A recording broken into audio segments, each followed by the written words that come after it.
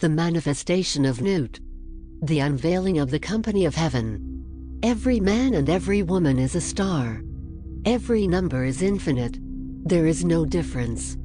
Help me, O warrior lord of Thebes, in my unveiling before the children of men. Be thou Hadit, my secret center, my heart and my tongue. Behold, it is revealed by I was the minister of Hurparkarat. The cabs is in the Ku, not the Ku in the cabs. Worship then the cabs, and behold my light shed over you. Let my servants be few and secret, they shall rule the many and the known. These are fools that men adore. Both their gods and their men are fools. Come forth, O children, under the stars, and take your fill of love. I am above you and in you. My ecstasy is in yours. My joy is to see your joy. Above, the gemmed azure is the naked splendor of Nut. She bends in ecstasy to kiss the secret ardors of Hadit. The winged globe, the starry blue, are mine, O Ankhafna. Now ye shall know that the chosen priest and apostle of infinite space is the prince priest the beast, and in his woman called the scarlet woman is all power given. They shall gather my children into their fold, they shall bring the glory of the stars into the hearts of men. For he is ever a sun, and she a moon. But to him is the winged secret flame, and to her the stooping starlight. But ye are not so chosen. Burn upon their brows, O splendrous serpent! O azure-leaded woman, bend upon them. The key of the rituals is in the secret word which I have given unto him. With the God and the adorer I am nothing, they do not see me. They are as upon the earth. I am heaven, and there is no other God than me, and my Lord Hadit. Now, therefore, I am known to ye by my name Nut, and to him by a secret name which I will give him when at last he knoweth me. Since I am infinite space, and the infinite stars thereof, do ye also thus. Bind nothing. Let there be no difference made among you between any one thing and any other thing. For thereby there cometh hurt. But whoso availeth in this, let him be the chief of all. I am Nut, and my word is 56. Divide, add, multiply, and understand. Then saith the prophet and slave of the beauteous one, Who am I, and what shall be the sign? So she answered him, bending down, a lambent flame of blue, all-touching, all-penetrant, her lovely hands upon the black earth, and her lithe body arched for love. And her soft feet not hurting the little flowers, thou knowest. And the sign shall be my ecstasy, the consciousness of the continuity of existence, the omnipresence of my body. Then the priest answered and said unto the queen of space, kissing her lovely brows, and the dew of her light bathing his whole body in a sweet-smelling perfume of sweat, O Nut, continuous one of heaven, let it be ever thus. That men speak not of thee as one but as none. And let them speak not of thee at all, since thou art continuous. None breathed the light, faint and furry, of the stars, and two. For I am divided for love's sake, for the chance of union. This is the creation of the world, that the pain of division is as nothing, and the joy of dissolution all. For these fools of men and their woes care not thou at all. They feel little. What is balanced by weak joys. But ye are my chosen ones. Obey my prophet. Follow out the ordeals of my knowledge. Seek me only. Then the joys of my love will redeem ye from all pain. This is so, I swear it by the vault of my body, by my sacred heart and tongue, by all I can give, by all I desire of ye all. Then the priest fell into a deep trance or swoon, and said unto the Queen of Heaven, Write unto us the ordeals, write unto us the rituals, write unto us the law. But she said, The ordeals I write not, the rituals shall be half known and half concealed, the law is for all. This that thou writest is the threefold book of law. My scribe Ankhafna, the priest of the princes, shall not in one letter change this book. But lest there be folly, he shall comment thereupon by the wisdom of Rahurkut. Also the mantras and spells, the abhiya and the wanga, the work of the wand and the work of the sword, These he shall learn and teach. He must teach, but he may make severe the ordeals. The word of the law is thelema. Who calls us Thelmites will do no wrong, if he look but close into the word. For there are therein 3 grades, the hermit, and the lover, and the man of earth. Do what thou wilt shall be the whole of the law. The word of sin is restriction. O man, refuse not thy wife, if she will. O lover, if thou wilt, depart. There is no bond that can unite the divided but love, all else is a curse. Accursed be it to the eons. Hell. Let it be that state of manyhood bound in loathing. So with thy all, thou hast no right but to do thy will. Do that, and no other shall say nay. For pure will, unassuaged of purpose, delivered from the lust of result, is every way perfect. The perfect and the perfect are one perfect and not two, nay, are none. Nothing is a secret key of this law. 61 The Jews call it. I call it 80, 418. But they have the half, unite by thine art so that all disappear. My prophet is a fool with his one. Are not they the ox, and none by the book? Abrogate are all rituals, all ordeals, all words and signs. Rahurkut hath taken his seat in the east at the equinox of the gods. And let Asar be with Isa, who also are one. But they are not of me. Let Asar be the adorned, Isa the sufferer. Who in his secret name and splendor is the Lord initiating. There is a word to say about the hierophantic task. Behold, there are 3 ordeals in one, and it may be given in 3 ways. The gross must pass through fire. Let the fine be tried in intellect, and the lofty chosen once in the highest. Thus ye have star and star, system and system. Let not one know well the other. There are 4 gates to one palace. The floor of that palace is of silver and gold. Lapis lazuli and jasper are there. And all rare scents. Jasmine and rose, and the emblems of death. Let him enter and turn or at once the 4 gates. Let him stand on the floor of the palace. Will he not sink? Aim. Ho. Warrior, if thy servant sink? But there are means and means. Be goodly therefore, dress ye all in fine apparel. Eat rich foods and drink sweet wines and wines that foam. Also, take your fill and will of love as ye will, when, where and with whom ye will. But always unto me.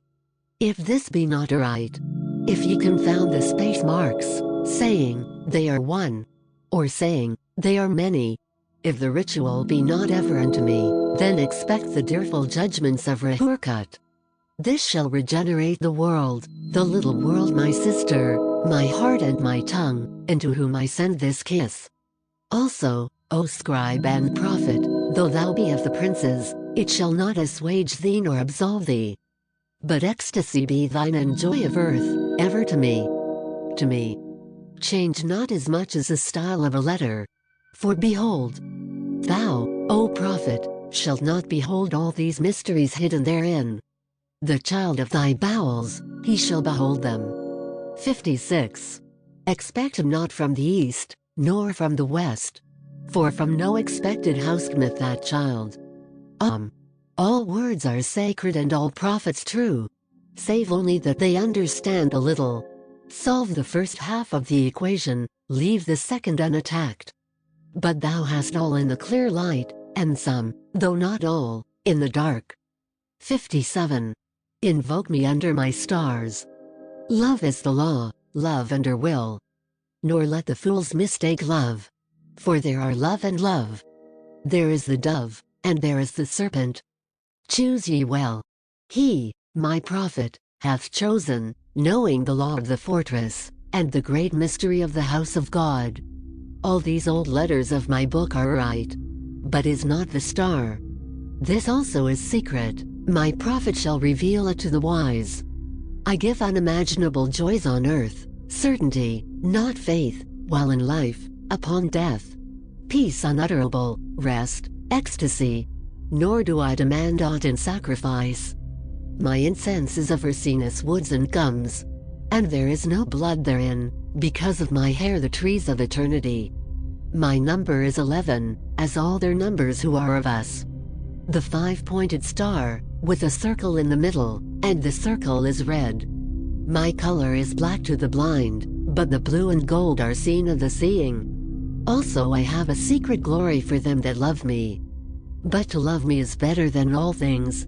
If under the night stars in the desert thou presently burnest mine incense before me, invoking me with a pure heart, and the serpent flame therein, thou shalt come a little to lie in my bosom. For one kiss wilt thou then be willing to give all. But whoso gives one particle of dust shall lose all in that hour. Ye shall gather goods and store of women and spices. Ye shall wear rich jewels. Ye shall exceed the nations of the earth in splendour and pride. But always in the love of me, and so shall ye come to my joy. I charge you earnestly to come before me in a single robe, and covered with a rich headdress. I love you. I yearn to you. Pale or purple, veiled or voluptuous, I who am all pleasure and purple, and drunkenness of the innermost sense, desire you. Put on the wings, and arouse the coiled splendor within you, come into me. At all my meetings with you shall the priestess say, and her eyes shall burn with desire as she stands bare and rejoicing in my secret temple, to me, calling forth the flame of the hearts of all in her love chant. Sing the rapturous love song unto me. Burn to me perfumes. Wear to me jewels. Drink to me, for I love you. I love you. I am the blue-lidded daughter of sunset. I am the naked brilliance of the voluptuous night sky. To me, the manifestation of nude is at an end.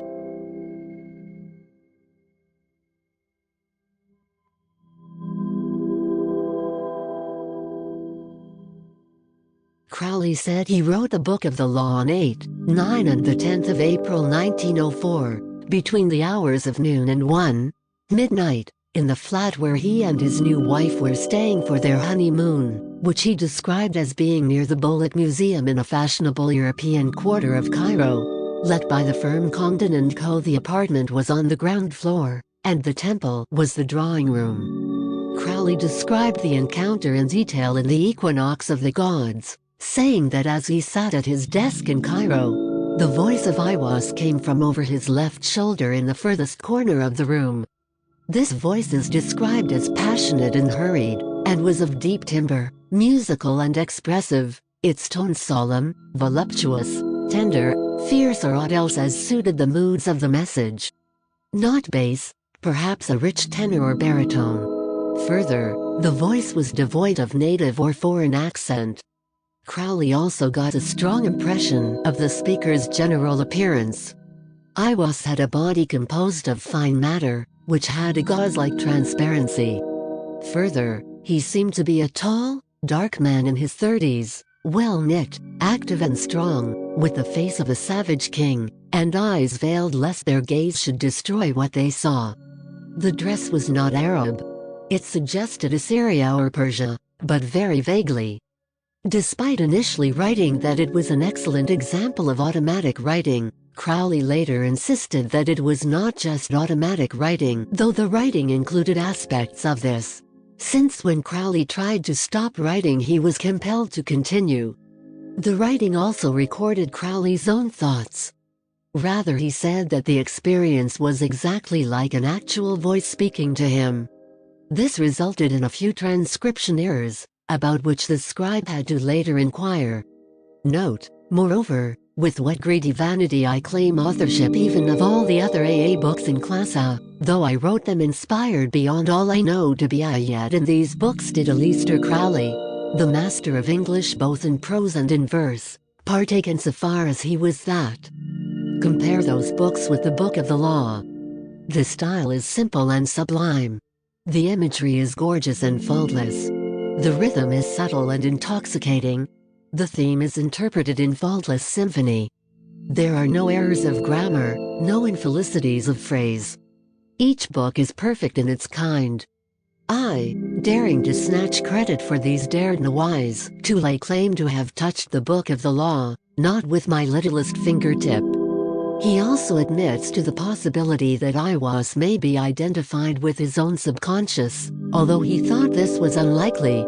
Of course I wrote them, ink on paper, in the material sense. But they are not my words, unless I ways be taken to be no more than my subconscious self, or some part of it.